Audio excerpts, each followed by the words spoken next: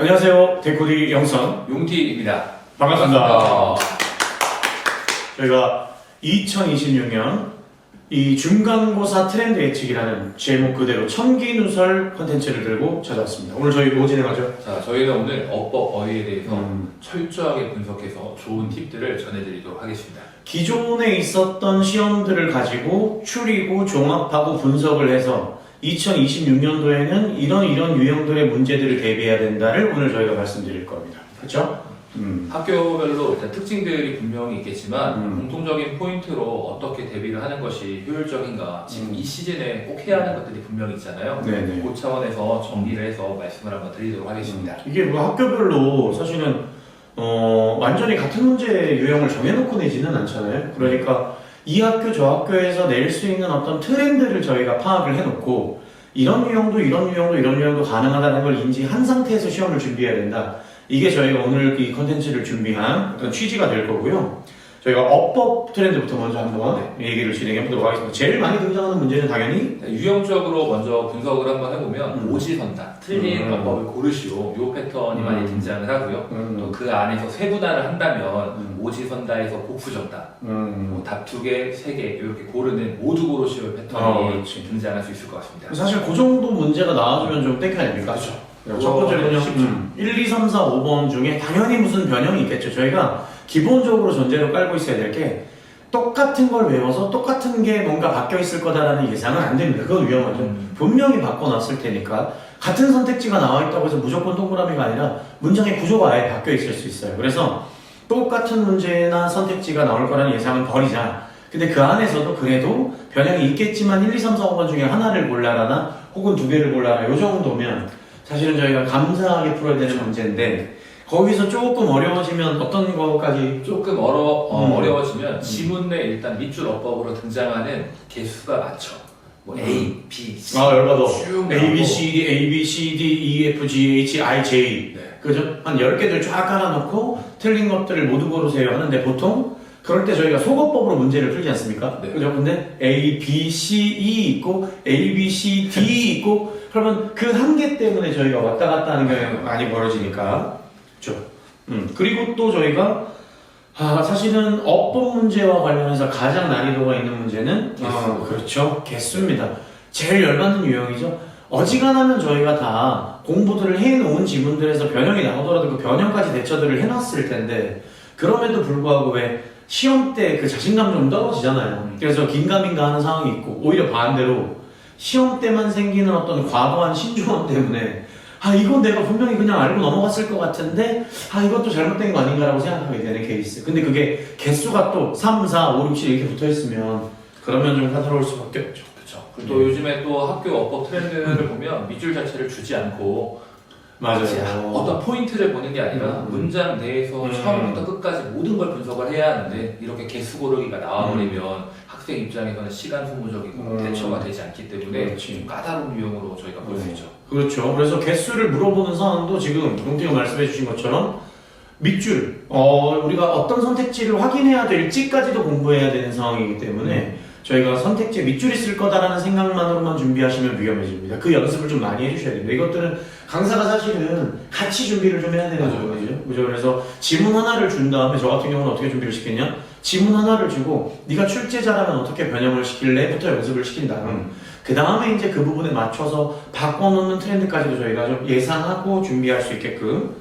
근데 여기까지가 사실은 그동안의 가장 고난이도 어법 문제였었다면 요즘에 좀 추가되는 유형이 하나 있죠? 요즘에는 선택지에서 뭐 학생 이름이 용호 땡땡, 영선 땡땡 이렇게 등장을 한 다음에 틀린 이유를 적어 놓습니다. 이 어법은 이래서 틀려. 그래서 이렇게 고쳐줘야 해. 네. 그 어떤 어법 설명적인 풀이를 보고 학생이 논리적으로 이게 맞는 말이다, 틀린 말이다 이걸 판단을 해야 하는데 거기까지 가려고 하면 3등급 정도의 어떤 모의고사 실력을 가지고 있는 친구라면 좀 고민이 되는 문제가 될 것 같아요. 그렇죠. 사실은 힘들어요. 어렵습니다. 아무리 우리가 내신 때 좀 준비를 한다 하더라도 그게 갑자기 생기는 실력으로는 안 되잖아요. 그리고 그때 되면 또 멘탈이 흔들려요. 멘탈 흔들리는데 또 열받는 거 아시죠? 거기 나오는 거 이름들 전부 다 무슨 이상한 연예인 이름 갖다 붙여놓고 카리나가 유진이가 뭐 이런 식으로 가면 열받아. 그거 갖고 약간 분산되고 그죠? 그래서 단순하게 어법을 준비하는 것을 저희가 중학교 때 했던 것처럼 이걸 잘 외워가지고 변형을 잡아낼 수 있음, 혹은 용법 문제 같은 거 나옵니까? 안 나오죠. 이제 용법, 뭐 투부정사 용법 중 올바르지 않은 애들 혹은 동일하지 않은 애들을 속간해서 이런 문제는 나오지 않습니다. 그죠? 그게 아니라 선택지를 가지고서 올바르게 고쳐내는 상황이 그것들이 정확한 이론이 뭔지까지를 공부해 놔야 된다. 이게 강사 역량이 중요하겠네요. 맞아요. 지금 일단 이 예비고일 시즌 때는 수능 어법에 대해서 1회독을 돌리든 2회독을 돌리든 전반적인 어법에 대한 실력이 쌓여 있어야 보게 되는 첫 시험에서 좀 이 어법적인 부분을 이렇게 타파할 수 있는 실력을 쌓을 수 있기 때문에 좀 악착같이 공부를 한번 해야 합니다. 그렇죠. 그 어법 선택지들을 읽으면서 이런 학생들 있죠? 원어민이지 않지만 원어민이 아니지만 읽어가면서 선택지를 확인하는 학생들이 있습니다. 막 읽어보면 해놓고서 이게 완전 틀리냐에 감을 푸는 사람들인데 그거 안 되고 맞아요. 그죠? 그래서 정확하게 어떤 부분을 어법 공부를 한다고 하면 요 선택지, 요 단어만을 외울 게 아니라 문장 전체의 구조를 보고 그 구조 안쪽에서의 어떤 요 부분에 해당하는 이론까지도 정확하게 공부할 수 있는 거. 요거를 손으로 쓰는 이유에 서답형 문제가 등장하는 학교도 있기 때문에 거기까지 준비를 해야 된다고 봅니다. 그죠? 맞습니다. 그럼 어법이 갈수록 학생들의 대처 능력이 또 올라가니까 선생님들이 자꾸 꽈놓는 선도 올라가요. 맞아요. 그죠? 그리고 애초에 똑같은 어법이잖아요. 중학교 때 배우는 거나 고등학교 때 배우는 그렇지. 거나. 그러니까 학교 선배님께서 변수를 긴 문장으로 주시는 거죠. 문장 자체가 길어지니까 과연 동사인가 준동사인가 이거조차 구별이 헷갈리게끔 출제를 하고 있습니다. 일단 구조, 저의 어떤 핵심 포인트는 구조와 이론 이 정도로 압축할 수 있을 것 같고, 요거는 선생님들의 정리의 선을 좀 더 깊이 해주는 것도 필요하다. 맞습니다. 플러스 그 이론에 대한 숙지가 너무 중요한 과정이다. 이렇게까지 생각을 하면서 저희가 중앙사에 대처를 좀 해야 될 것 같습니다. 어휘 유형으로 좀 넘어가 볼게요. 어휘는 기본적으로 단어장을 쓰는 학교들이 그렇죠. 단어장을 쓰는 학교가 있기 때문에 뭐 1부터 10까지가 시험 범위다 혹은 1부터 15까지가 시험 범위다 하고 거기에 나오는 유반이요 각각의 어떤 어형변형까지 이런 패턴의 문제들을 요구를 하고 있는데 그거는 학생 입장에서는 충분히 준비할 수 있는 부분이기 때문에 네. 반드시 맞춰야 하는 문제이긴 하거든요. 네. 근데 학생 차원에서는 또 어려운 거 하고 싶지 또 쉬운 거 보면 방심하고 안 건들다가 조금씩 그렇지. 꼭 마지막에 하는 학생들이 있어요. 맞아요. 그죠? 그거 안 됩니다. 미리 출발하는 타이밍에 완전히 숙지가 된 상태에서 요즘에는 단어장을 쓰는 학교들도 그냥 단어의 뜻만 물어보는 게 아니라 유의어 물어보고 반의어 물어보고 퍼즐 유형도 등장하고 그 다음에 추가적으로 하나 더 나오죠? 뭐 냅니까 저희? 빈칸을 낸다든지 혹은 문장을 활용하는 문제 같은 것들도 등장하기 때문에 실제로 그 부분에 대한 연습까지도 돼 있어야 됩니다. 그죠? 맞습니다. 단어장을 활용하는 학교가 그 정도라면 단어장이 없는 학교들의 어휘 문제들도 또 좀 다채롭게 갈 수 있는데 이제 시험 내신 네네. 유형으로 가보면 문맥상 적절치 않은 어휘를 고르시오 이런 패턴의 문제인데 사실 제일 할만하지. 네. 그죠? 일단 본인이 외운 거랑 다르다 그럼 거기서부터 조금 의심을 한번 해봐야 하고 근데 좀 학교가 내신이 좀 까다롭다라고 하면 거기 들어간 단어를 학생이 모를 가능성이 많죠. 그렇지. 그래서 좀 소거하면서 접근을 좀 시작을 해야 합니다. 일반적으로는 저희가 선택지 정답지가 아마 이 단어에 대한 반의어로 뽑혀 있을 가능성이 있는데 요즘은 계속해서 유사 어형어들 있잖아요. 비슷하게 생긴 단어들 그런 식으로 바꿔놓는 케이스도 있어서 그냥 적당하게 약간 두루뭉술하게 외웠다가는 동그라미 하고 시험 끝나고 봤더니 다른 단어였던 그런 경우도 발생할 수 있습니다. 그 대비를 좀 해주셔야 되겠고요. 거기에 또 근데 여기까지는 쉬운 유형이고 그렇지. 제가 생각할 때 여기까지는 할만하거든요. 근데 영영풀이가 등장을 했다. 별거 아닌 것 같지만 다 의어를 활용을 하고 또 선택지가 다른 예문을 가지고 와서 본문과 동일한 뜻으로 쓰였는가 아닌가 요거를 판단을 하려고 하면 학생이 디테일하게 공부하지 않으면 그냥 계속 넘어가거든요.